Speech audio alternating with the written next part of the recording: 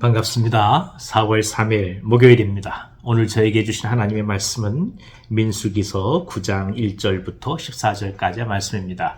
민수기 9장 1절에서 14절 말씀을 읽어드리겠습니다.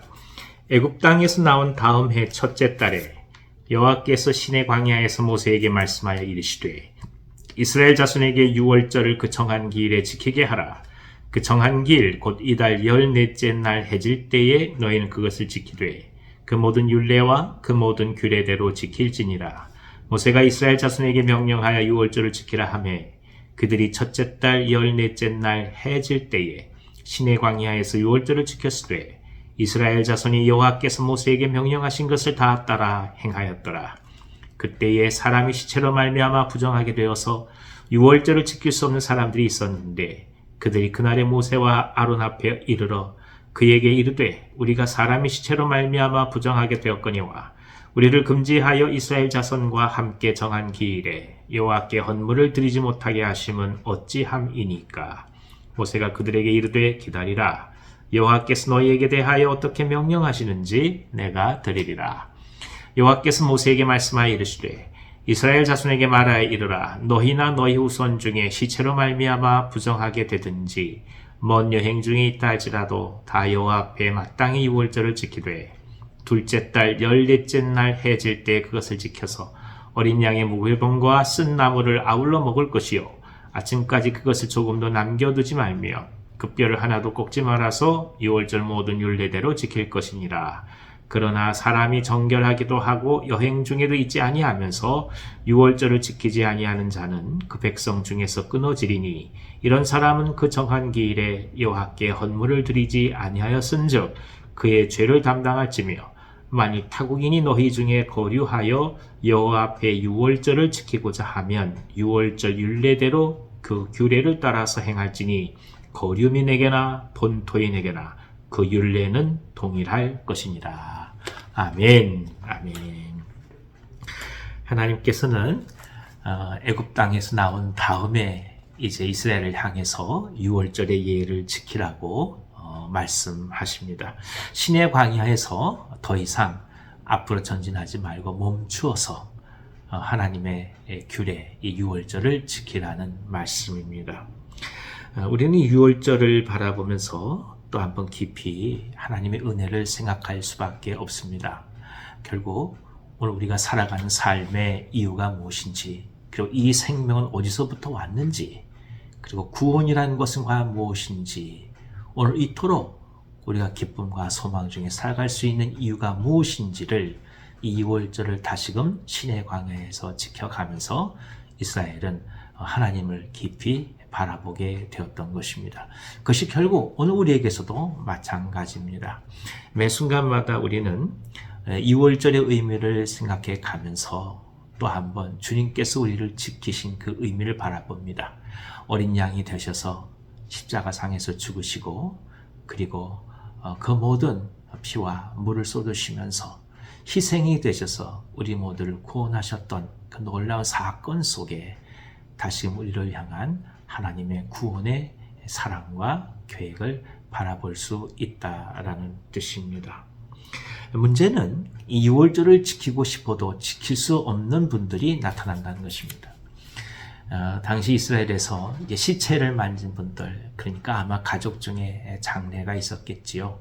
그것을 우리가 마음대로 결정하시는 건 아니지 않겠습니까? 이 경우에는 어떻게 하겠느냐? 모세에게 와서 하소연했을 때 하나님은 대안을 제시해 주십니다. 그러니까 1월 14일에 유월절을 드릴 수 없을 경우에는 그 다음 달 2월 14일에 유월절의 예를 지키라고 말씀하시는 것이죠.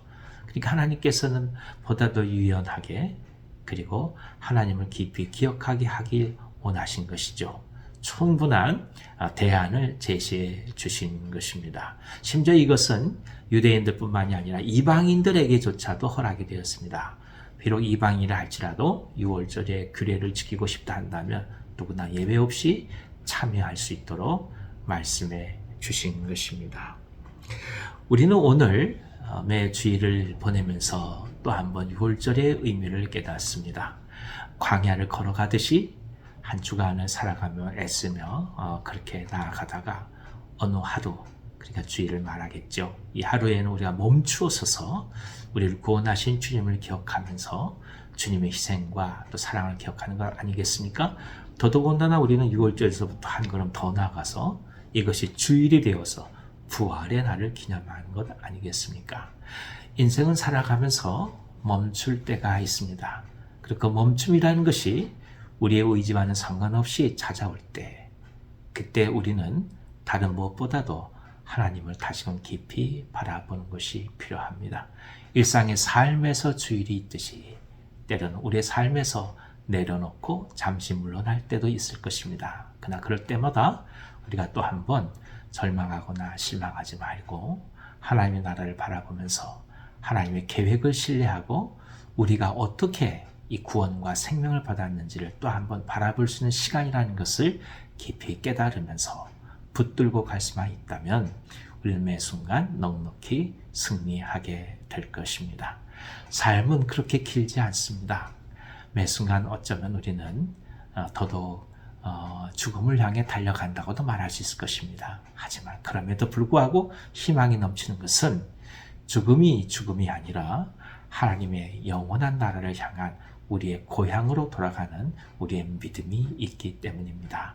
그러니 구별되며 의미를 기뻐하고 동시에 유월절을 기억하면서 오늘 하루 속에서도 하나님 우리를 어떻게 지켜가셨는지 그 소망의 의미를 붙잡으면서 넉넉히 승리해가는 우리 모두 되기를 간절히 기원합니다. 기도하겠습니다. 하나님 아버지, 행진을 멈추고 설 수밖에 없는 것이 오히려 하나님을 기억하게 하는 유월절이 되게 하시니 감사합니다. 아니, 하나님을 더더욱 기억하고 우리의 생명의 출발을 또 한번 잊지 않고자 멈출 수 있는 유월절을 주시니 감사를 드립니다. 매 순간마다 주님의 나라를 기억하게 하시고 아무리 바쁨이 있다 할지라도 우리 삶 속에서 주님을 깊이 바라볼 수 있는 여유와 시간과 소망을 더하여 주옵소서. 그리하여 우리의 삶 속에서 진정 영적인 유월절이 의미를 갖게 하시고 그것이 또한 주일이 되게 하시고 부활이 되게 하시고 생명의 능력이 될 수 있도록 인도하여 주시옵소서. 저희들을 구원하신 주님을 찬미하며 찬송합니다. 하오니 하나님, 오늘 하루 가운데서도 구원의 감격을 누리게 하시고 그리스도의 소망과 긍휼을 기억하면서 기쁨으로 하루를 살아갈 수 있도록 역사하여 주시옵소서. 특별히 하나님, 간절히 기도하기는 이 나라를 지켜주시고 주님의 평강이 넘치게 하여 주시되 병상 가운데서 고통받고 있는 분들을 기억하여 주셔서 완전한 나음이 있을 수 있도록 역사하여 주시옵소서. 하루를 맡기며 나아갑니다. 어떤 일이 다가올지 알 수 없지만 그러나 지혜롭게 감당하게 하시고 하나님의 풍성한 평강과 은혜가 넘치는 하루 되게 하여 주옵소서. 예수님의 이름으로 감사하며 기도하옵나이다. 아멘. 아멘. 오늘 하루도 승리하시기를 바랍니다.